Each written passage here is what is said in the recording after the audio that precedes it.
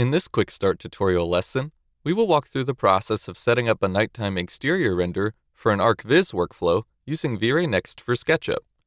I'm using SketchUp Pro 2019, and I'll be working in the project labeled 022 Exterior Lighting Night Start, which you can download from the link in the description of this video. Let's begin by taking a look at what is already set up in the project, and then I'll walk you through a workflow for creating nighttime lighting. First, in the V-Ray Asset Editor, head to the Render Settings, and let's make sure that the Material Override switch is toggled on. This way, we can focus more carefully on the lighting without any distractions from our materials. Now let's go ahead and start an interactive render. Also, note that we have the NVIDIA AI Denoiser on as well, so we can get noise-free results faster. As our preview loads, you'll see that some objects do not have their material overridden. For example, the glass material for the windows.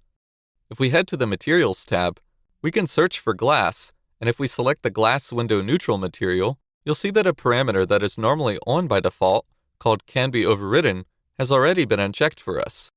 Any materials with this setting unchecked will not be overridden by the material override. This is useful for transparent materials like glass, so that we can do a clay render and still see inside the interior of our house through the windows. For a night scenario especially, this will come in handy when we want to play with the lights inside the house later, in order to add some warmth to the image. Okay, if we head to the Lights tab, you'll see that our image is currently lit by a dome light with an HDRI loaded in its color texture slot. Let's click on the texture slot, then on the folder file path, and swap in a different image. I'm going to load in an HDRI called The Sky is on Fire 4K, and give it a moment for V-Ray to update in the interactive render. As you can see, the image is tremendously overexposed, so let's click on the dome light's intensity value here and lower it down to 1. That's looking much better already. Now let's head to the texture placement settings of the HDRI so we can tweak the rotation. I'm going to set its rotation to 150. Again, let's give the interactive render a moment just to see how that looks. And alright, I'm happy with that. Now we can move on to place some lights around in our project and make the image a bit more interesting and lifelike. Let's stop the interactive render, close the VFB and the Asset Editor. Then, let's zoom in the perspective here so we can take a closer look at the exterior lights on our house. Now, from the V-Ray Lights toolbar, let's select the V-Ray Sphere light and then click and drag to place it above the wall lamp. Next, select the sphere light and then select the Move tool, and let's use that to lower the lamp into position inside the cylinder.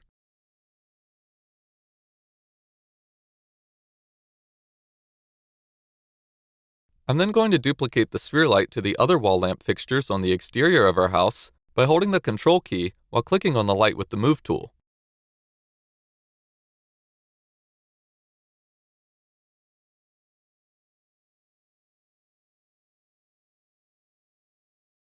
Okay, once I've got these in position here for all the lights, let's head back over to the front of the house again and take a look at the windows. In front of the windows here, let's select this rail and then apply a V-Ray Mesh Light to it by clicking on Convert to V-Ray Mesh Light. This way, when we render the image, the rail geometry will emit light, acting as an outdoor porch lamp for our house. Now let's double-click on the render camera scene to return to our render view and move forward. Back in the Asset Editor, you can see that I have already created and prepared a few other lights for this project in a similar fashion. I've named them respective to their location to keep things organized, and they're also all turned off except the dome light. Let's go ahead and switch off the new lights we created as well. This way, we can turn on and tweak our lights one by one so that we can better understand their contribution to the image. Alright, now let's start an interactive render.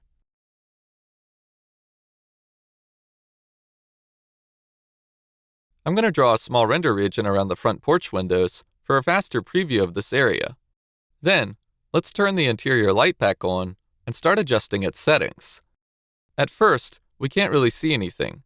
That's because its intensity is far too low. Let's try increasing it in increments, starting with something like 5,000. There's no exact science behind this. You may simply need to test out a few different values and get a feel for them before narrowing in on what looks aesthetically pleasing. I think a value of 10,000 looks right for an interior light in the house. Let's also click its color swatch in the asset editor to change its color to a nice warm orange and make this setting feel a bit more homely and cozy. Okay, now let's move forward to tweak the mesh light that we created. I'm going to draw another render region around the general area of the mesh light, and then let's switch it on from the asset editor. It's also not strong enough at first, so let's crank up the intensity to something like 3000. Now, let's do something different this time to tweak its color. If we click on its color texture slot, we can add a temperature texture.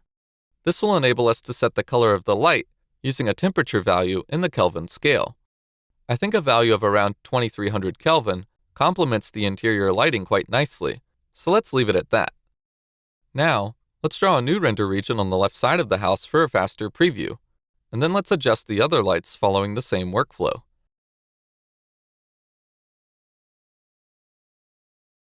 Once again, I'll give them the appropriate intensity and the same warm color that we applied to the interior light. An easy way to do this is to simply right-click on the color swatch in the asset list, click Copy, and then right-click on the color swatch for the other light and choose Paste.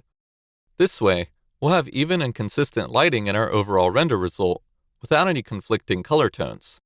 As you can see, the general idea here for the look I'm going for is to create a nice contrast between an evening-themed exterior using the natural light from an HDRI and some simple warm artificial lighting.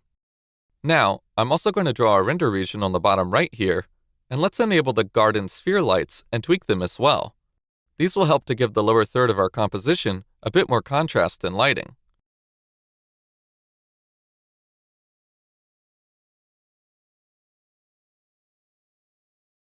Similarly, I'll draw a render region on the left over the grass and enable the rectangle garden lamps and tweak them. Overall, these ground lights will help to make our image more aesthetically pleasing by creating some more light, shadows, and contrast in areas beyond just the exterior and interior of our house. Alright, now that we have set up the lighting for our image, let's turn off the interactive render for a moment and disable the render region.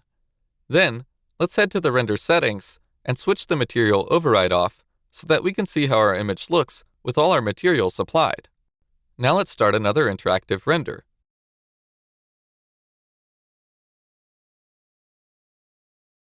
Okay, I'm liking how that looks.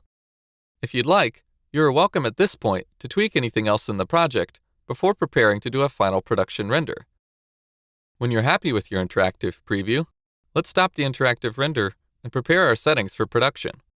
I'm going to turn off the interactive switch and make sure my quality setting is on high. Then, let's set the resolution to 1600 by 720 in the render output settings. Finally, let's switch the denoiser engine from the NVIDIA AI denoiser to the default V-Ray denoiser. Okay, once you're ready, we can go ahead and press render.